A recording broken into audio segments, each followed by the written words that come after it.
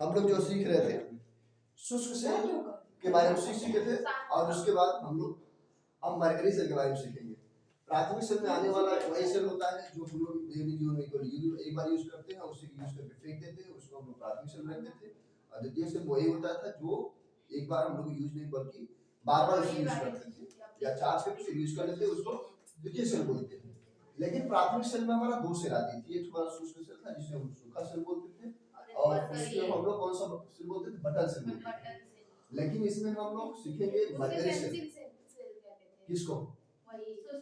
शुष्क सेल को कौन सा सेल बोलते हैं? और इसको मरकरी सेल को बटन सेल बोलते हैं। एक नाम ये लिख लीजिए, बटन सेल हो गया। क्लियर हो गया ना? चलो मरकरी सेल के बारे में हम सीखेंगे। मरकरी सेल हमारा बटन सेल इसका दूसरा नाम है।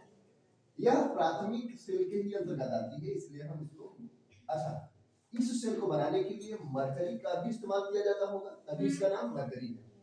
अगर मरकरी का इस्तेमाल किया जा रहा है तो इसका नाम मरकरी सेल हो गया। इसकी आकृति जो होता है वो वृत्त की तरह होता है, मतलब वो गोलाकार होती है, बटन की तरह होती है, इसलिए हम इसको बटन सेल भी बोलते हैं। क्लियर बात हो गई? किसी भी अभिक्रिया को होने के लिए, किसी भी सेल को कंप्लीट करने के लिए आपको तीन चीजों की आवश्यकता पड़ती है, जैसे एनोड हो गया, कैथोड हो गया और वैद्युत अपघट्य हो गया। एनोड और कैथोड और वैद्युत अपघट्य के लिए हम आपको शुष्क सेल बता चुके हैं कि इसमें जिंक का इस्तेमाल होता है, उसके बाद कार्बन की छड़ का इस्तेमाल होता है, और एक पेस्ट होता है जो काला काला पाउडर होता है, जो यूज करने पर किसी काम में नहीं आता, फिर किसी और काम में आता होता, जैसे मान लीजिए कोई बोर्ड पोतने के काम में आती है। लेकिन अब हमारा मरकरी सेल में क्या होता है कि ये जो सेल है इसमें इतना कम पेस्ट होती है, इसमें इतना कम पेस्ट होती है, या कुछ ऐसी चीजें होती होगी जो कि इसका यूज न के बराबर होता होगा। जैसे एनोड सेल आप देख पा रहे हैं, एनोड सेल में आपका जिंक, एक एनोड होगा, एक कैथोड होगा, एक वैद्युत अपघट्य होगा। एनोड में क्या होती है कि जिंक के साथ या किसी भी तत्व के साथ अगर हमारा मरकरी लग गया, Hg को मरकरी बोलेंगे, अगर मरकरी लग गया है तो उसको हम बोलते हैं जिंक अमलगम बोलते हैं। और कैथोड, अब दूसरा होगा कैथोड। कैथोड में हमारा मरकरी ऑक्साइड Hg को हम लोग मरकरी ऑक्साइड बोलेंगे प्लस कार्बन। कैथोड काम इसी में, कैथोड काम जो करेगी वो मरकरी ऑक्साइड करेगी और उसके साथ साथ कार्बन करेगी। अब इसमें वैद्युत अपघट्य होगा, कुछ पाउडर होगा, किसी बिना वैद्युत अपघट्य मतलब जब आयनों में टूटेगा तभी तो काम करेगी। आयनों में टूटने के लिए आपको ये चीज जो है इसे हम लोग कहते हैं पोटेशियम हाइड्रोक्साइड, और ये है मरकरी ऑक्साइड, इसको बोलते हैं पोटेशियम हाइड्रोक्साइड। हाइड्रा ऑक्साइड हो गया, और इसको बोलते हैं मरकरी। मरकरी गलत है ना? मरकरी मरकरी मरकरी ऑक्साइड बोलेंगे इसको। चलो ये हो गया हाइड्रोक्साइड। क्लियर? पोटेशियम हाइड्रोक्साइड जिसको बोलेंगे, जिसमें जो हमारा वैद्युत अपघट्य काम करने में सहायता करेगी। आपके बोर्ड पेपर में 2024 में केवल मरकरी सेल की अभिक्रिया पूछा हुआ है, जिसमें कैथोड और एनोड मिल करके अभिक्रिया करती, फिर जाके आपका एडाक्स अभिक्रिया बनती है। हम आपको उसके अंतर्गत आने वाली अभिक्रिया के बारे में बताएंगे। एक बार आप प्रैक्टिस करोगे तो आपको ये चीज हो जाएगी कैसे होती है। इसको अगर लिख लिया तो हम आगे बता दें आपको। इसको लिखो फर्स्ट, तब बताते हैं आपको आगे। देखो बेटा, अब हमारा मरकरी सेल की अभिक्रिया चलेगी, बताइए नहीं मरकरी सेल की अभिक्रिया। मरकरी सेल की जो अभिक्रिया है हमारा एनोड और कैथोड दोनों को मिलकर बनेगा, जैसे हम आपको नीचे लिख भी दिए हैं कि एनोड आपका जिंक मरकरी है, तो मरकरी किसी भी तत्व के साथ अगर जुड़ती है तो उसको हम लोग जिंक अमलगम कहेंगे, और कैथोड जो है इसको जिंक अमलगम कहेंगे पूरा, केवल अमलगम नहीं, जिंक अमलगम। अगर किसी तत्व के साथ मरकरी का इस्तेमाल किया जा रहा है, मतलब Hg अगर उसके साथ जुड़ा हुआ है तो उसको हम लोग zinc amalgam, copper amalgam, calcium amalgam, जो चीज जुड़ेगा उसमें हम लोग उसको अमलगम बोलेंगे। ठीक है ना? अब देखिए बेटा, ये आपका हो गया कैथोड, और कैथोड में जो दिया हुआ है ये मरकरी ऑक्साइड है और प्लस कार्बन, ये दोनों मिलकर के कैथोड का काम करेंगे। और ये एनोड में हो गया जिंक अमलगम। दो बात क्लियर हो गई। और तीसरा पॉइंट जो होती है उसको हम लोग बोलते हैं वैद्युत अपघट्य। वैद्युत अपघट्य होने के लिए पोटेशियम हाइड्रोक्साइड और मरकरी ऑक्साइड का इस्तेमाल करेंगे। ठीक है? अब हम देखते हैं, अब देखिए ये रहा, देखिए आपको पेपर में डायरेक्ट पूछा है कि मरकरी सेल की अभिक्रिया लिखिए। मरकरी सेल के बारे में कुछ पूछा था, यही पूछते रहो, गोल करेगा। तो मरकरी सेल की क्रिया को आपको सीखने के लिए आप बार-बार प्रैक्टिस करोगे, आपको आ जाएगा। देखो समझने का प्रयास करते हैं। जिंक अमलगम हो गया, और यह जो जिंक अमलगम है इनवॉट, ये हमारा हाइड्रोक्साइड से रिएक्शन किया तो ये हमारा बनता है zinc oxide plus mercury plus जल और इलेक्ट्रॉन ट्रांसफर।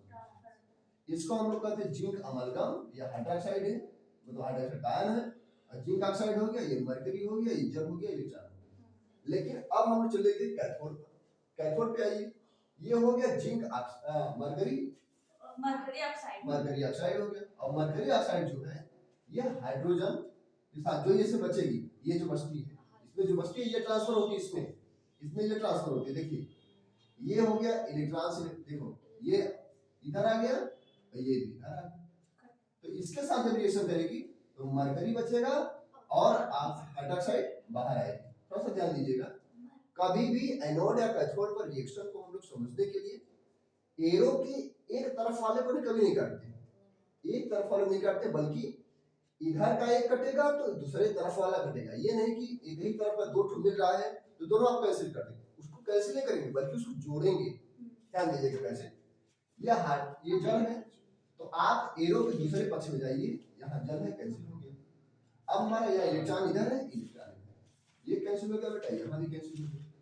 अब उसके बाद हमारा और कुछ बच रहा है, हाइड्रोक्साइड बच रहा है, हाइड्रोक्साइड से हाइड्रोक्साइड कैंसिल हो गया। अब हम देखिए कैसे लिखते हैं इसको लिखते हैं हम जिंक और मरकरी ऐड कर दिए, हो गया जिंक अमलगम हो गया। और उसके बाद हमारा क्या बचा, मरकरी ऑक्साइड हो गया। फिर इरो लगा करके ZnO जिसको ऑक्साइड बोलते हैं, और जिंक ऑक्साइड के बाद अब बताइए क्या लिखेंगे, ध्यान दीजिएगा, Hg प्लस ये बात हो गई, क्लियर हो गई। Zinc amalgam plus mercuric oxide, mercury, और उसका क्या हो गया जिंक ऑक्साइड प्लस Hg, ये हमारा लास्ट क्रिया हो गई। यह पेपर में आपको 2 नंबर या 3 नंबर पूछा था, अभी 2024 वाले ने ये पेपर में आया हुआ था, बता दे रहे, और इसको आप राइट कर लीजिए। ये बात समझ आ गया होगा। अगर आपको नहीं समझ आएगा बात में तो आप एक दो बार एनोड से कैसे पहुंचा है, फिर कैथोड से कैसे रिएक्शन हुआ है, आप इस तरह से समझोगे तो बात पकड़ में आ जाएगी। आप इसको लिख लीजिए, फिर हम आगे चर्चा करते हैं। एक सवाल देखो, हम आपको एक चीज बताते हैं, इसमें देखो शुष्क सेल में किस धातु का प्रयोग किया जाता है, और हम लोग इसमें अभी हम शुष्क सेल पढ़ा रहे थे पहले, तो शुष्क सेल जो चल रही थी उसमें कॉपर, जिंक, लोहा और Ag सिल्वर, तो इसमें हम लोग जिंक का इस्तेमाल करते हैं, इसमें शुष्क सेल। ये तो पहले ही पढ़ाया जा चुका है, आप लोग ये सब हम आप लोग समझा चुके हैं ना ये सब चीज। Yes sir. अब हम पढ़ाएंगे आप लोगों को द्वितीयक सेल उसी बोलते हैं। पहले हम चर्चा कर ले, फिर इसको राइट करो फिर बताते हैं। देखो ये रिएक्शन हमारा ये द्वितीयक सेल में आने वाला। अभी तक हम प्राथमिक सेल बारे में चर्चा कर रहे थे, जिसको शुष्क सेल और क्या कौन सा सेल कहते थे, मरकरी सेल कहते हैं, उसके बारे में हम चर्चा कर चुके हैं। हम आपको बताते हैं द्वितीयक सेल के बारे में। द्वितीयक सेल वही होता है जो दोबारा चार्ज करके यूज कर सकते हैं, उसी को हम लोग द्वितीयक सेल कहते हैं। द्वितीयक सेल वही होता है जो बार बार यूज किया जा सकता है, जिसे चार्ज किया जा सकता है, उसे हम द्वितीयक सेल कहेंगे। द्वितीयक सेल में आने वाला लेड संचायक सेल है। लेड संचायक सेल को हम लोग सीसा संचायक सेल कहते हैं, और ये है निकिल कैडमियम सेल। तो निकिल कैडमियम सेल के बाद बताएंगे, पहले हम बताते हैं आपको लेड संचायक सेल बताते हैं, जिसे हम सीसा संचायक सेल कहते हैं। पहला नंबर हम डाल लिए आपका लेड संचायक सेल। कब, जब बैटरी कार्य कर रही हो, बैटरी जब कार्य करती है तब हम रिएक्शन करेंगे हमारा एनोड पर, रिएक्ट हो जाएगा हमारा कैथोड पर, और जब एनोड और कैथोड दोनों होते हैं उसको कौन सा क्रिया बोलेंगे, रिडॉक्स।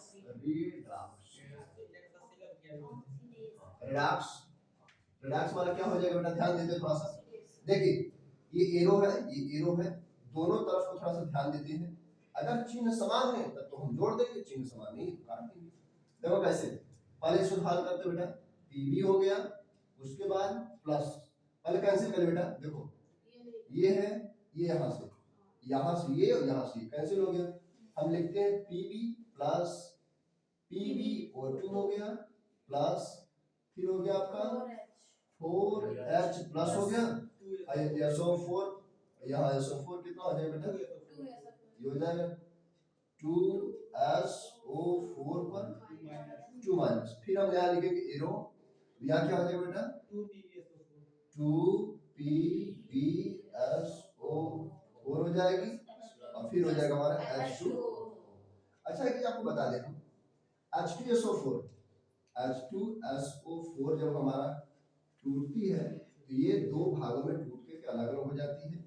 एक हो जाएगा हमारा H, एक होता है SO, आगे टूट जाएगा, ये इस तरह से हो जाएगा, ठीक है ना, इस तरह से, ठीक है। S पर पॉजिटिव होती है, इस पर क्या होती है नेगेटिव होती है, क्लियर है, ये गलत हो गया था, ये प्लस होना चाहिए, ठीक। अब देखिए, अब आपसे कभी कभी सुनिए मेरी बात, लेड संचायक सेल जो है इसका रिएक्शन ये हो जाएगा, लेकिन आप इसको याद करके ऐसा लिख सकते हैं, समझिए कैसे, कभी कभी चेंज हो जाती है, ध्यान दीजिएगा, क्या याद लिख सकते हैं, लेड प्लस PbO2 हो गया प्लस, ध्यान दीजिएगा ये है H2SO4, देखिए कैसे लिखते हैं H2SO4, और H2SO4 जो लिखा हुआ है इसको हम यहाँ 2 लिख देते हैं, ध्यान दीजिएगा कैसे, 2 हो गया, 2 दूनी 4 हो गया ये, और आपका 2 ठो सल्फेट हो गया, ये तो टूट करके आयन बटा है ना, ये टूट करके आयन बटा है, तो हमारा इस तरह से बन जाएगी, बात समझ आएगी, मतलब ये यहाँ तक ये बात हमारा हो गया, ये यहाँ से यहाँ तक ये हो गया। जब हमारा आयन टूटता है तब हमारा आयन बनती है, और नहीं तो ये चीज हो जाती है, ठीक है ना। और उसके बाद ऐसा हो जाएगा, फिर उसके बाद हम एरो लगा सकते हैं, लिखेंगे यहाँ पर नेगेटिव हो जाएगी, कहाँ पर, यहाँ पर नहीं, ऐसा कुछ नहीं, यहाँ माइनस होगा, यहाँ प्लस होगा, कब, जब ये टूटेगा तब। अब हम यहाँ पर माइनस नहीं लगा सकते, वही चीज तो मैं बता रहा हूँ ना, ध्यान दीजिए H2SO4 लिखा है, ये 2 आयनों में टूट गया है, और जब 2 आयनों में टूट गया तब आयन में टूटने पर प्लस माइनस यूज करेंगे ना, कि आयन में जुड़ने के पहले ये जो आयन में टूट जाएगा तब हम आयन इस्तेमाल करेंगे, और जब जुड़ता है कोई यौगिक बनता है जिसे हम सल्फ्यूरिक अम्ल बोलते हैं, H2SO4 बोलते हैं, तब इसको इस तरह से लिखेंगे, समझ में बात, ये और कोई डाउट है इसमें, चलो मैं फिर बताता समझो, ये 4 हाइड्रोजन है, यहाँ 2 दूनी 4 हो गया, यहाँ सल्फेट हो गया, ये बात हो गई, तो ये हमारा हो गया 2PbSO4 प्लस H2, अथवा हम ऐसा भी लिख सकते हैं, बात समझ आ गया ना कैसे हुआ, इसको आप लोग अंडरलाइन कर लीजिएगा बढ़िया से, ये इस तरह से कर लीजिएगा, ये इसका पूरा निचोड़ है ये, ठीक है, इसको आप राइट करिए, फिर उसके बाद हम आगे बताते हैं आपको, ध्यान दीजिएगा थोड़ा सा, यहाँ पर दिया है 4 हाइड्रोजन है, यहाँ कितना है 2, यहाँ हम लगा के 2 2 तो 4 हो जाएगा, यही चीज हमारा ये यहाँ हो जाएगा, यही चीज हमारा यहाँ हो जाएगा, ये हमारा प्लस आ जाएगा, प्लस 2 हो जाएगा, क्लियर है ना, राइट करो फट से, रही बात आपका, ये क्वेश्चन है लास्ट में, उसके बाद हम इसको केस खत्म करेंगे। आपका दिया हुआ निम्न में से कौन सा अम्ल लेड संचायक सेल में प्रयोग किया जाता है, 10% आपका HCl है, 38% H2SO4 है, 62% नाइट्रिक अम्ल है, 90% जल है। तो पहले तो ये तो फर्जी हो गया, ये तो होता ही नहीं, और HCl का भी इस्तेमाल नहीं होता है, नाइट्रिक अम्ल का भाई इस्तेमाल नहीं करते, पिछले समय में अभी बता चुके हैं, और 38% आपका ये H2SO4 होता है, अच्छा बता दिए, बैटरी तो भट्ट में सब इस्तेमाल होती है, और इतने परसेंट अगर प्रश्न में आ जाएगा, ये हम बहुत महत्वपूर्ण चीज बताया कि आपको आ जाएगा कि 38% है ये, तो ये सब बता देंगे आप लोगों को।